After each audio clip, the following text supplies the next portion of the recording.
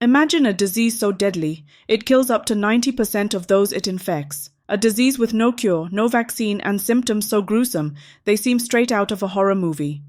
This isn't science fiction. This is Marburg disease. And right now, the World Health Organization is sounding the alarm. Confirmed cases are rising and the world is on edge. What is Marburg disease? How did it emerge? And why are experts so worried? In this video, we'll take a deep dive into the latest outbreak, analyze the science behind the virus, and explore what this means for global health. Stay with us. This is a story you don't want to miss. Let's start with the basics. What exactly is Marburg disease? Named after the German city where it was first identified in 1967, Marburg virus disease, MVD, is a severe, often fatal illness caused by the Marburg virus. It belongs to the same family as Ebola, the Filoviridae family. Both viruses share similar symptoms and high fatality rates, making them some of the most feared pathogens in the world. The Marburg virus is a filamentous, thread-like virus that targets multiple organ systems in the body. It's zoonotic, meaning it jumps from animals to humans. The natural host? The African fruit bat. But once it infects humans, it can spread through direct contact with bodily fluids, contaminated surfaces, or even through close contact with infected individuals. Outbreaks are rare but devastating. The first recorded outbreak occurred simultaneously in Marburg, Germany and Belgrade, Serbia, among laboratory workers handling infected monkeys from Uganda. Since then, sporadic outbreaks have occurred in Africa, with fatality rates ranging from 24% to a staggering 90%. Now, let's talk about the latest outbreak. In early 2025, the World Health Organization confirmed cases of Marburg disease in Tanzania. This marks the second outbreak in the Kagera region since 2023, raising concerns about its spread. According to the WHO, as of January 21, 2025, there have been 9 suspected cases, including 8 deaths, resulting in a case fatality rate of 89%. The outbreak has been described as alarming due to the virus's high fatality rate and the challenges of containing it in remote areas with limited healthcare infrastructure. We are deeply concerned about the Marburg outbreak. The virus is highly infectious, and the communities affected are in urgent need of support. We are working with local authorities to contain the spread, but the situation remains critical. The WHO has deployed emergency response teams to the affected regions, but the challenges are immense. Let's break them down. Containing a Marburg outbreak is no easy task. Here are some of the biggest challenges health officials are facing. 1. Remote locations. Many of the affected areas are rural and hard to reach. This makes it difficult to deliver medical supplies and personnel quickly. 2. Lack of awareness.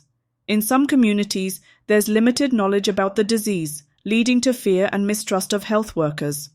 3. Healthcare infrastructure. Many affected regions lack the facilities and resources needed to handle such a deadly outbreak. 4th, cultural practices. Traditional burial practices, which involve close contact with the deceased, can increase the risk of transmission. 5. Global travel.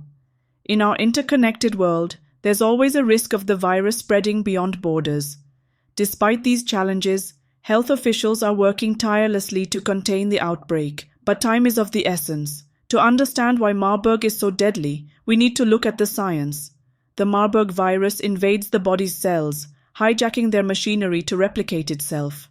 This leads to widespread damage, particularly in the liver, spleen, and lymphatic system. Symptoms typically appear 2 to 21 days after infection and progress rapidly. They include high fever, severe headache, muscle pain, vomiting and diarrhea, rash, internal and external bleeding.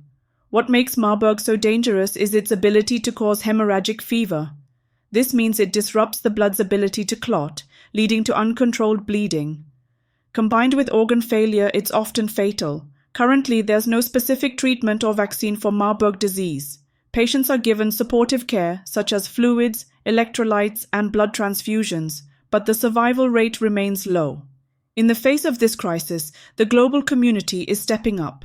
The WHO, along with organizations like the CDC and Médecins Sans Frontières, is providing technical and logistical support.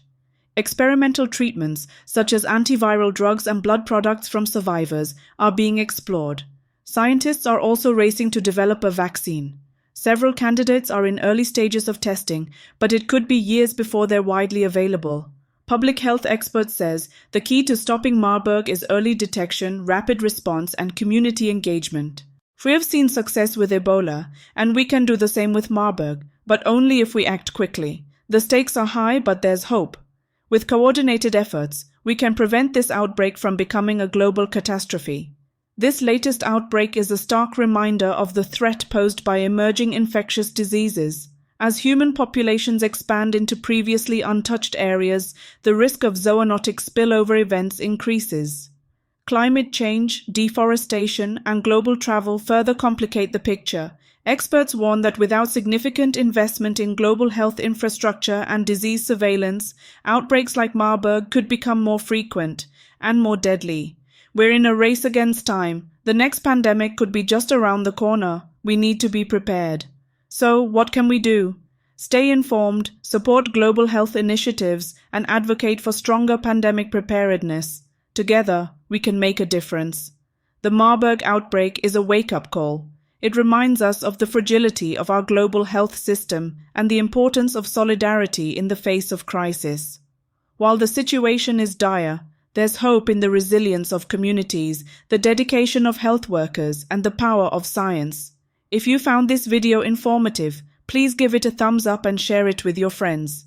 Let's spread awareness and keep the conversation going. Don't forget to subscribe and hit the notification bell for more deep dives into critical global issues.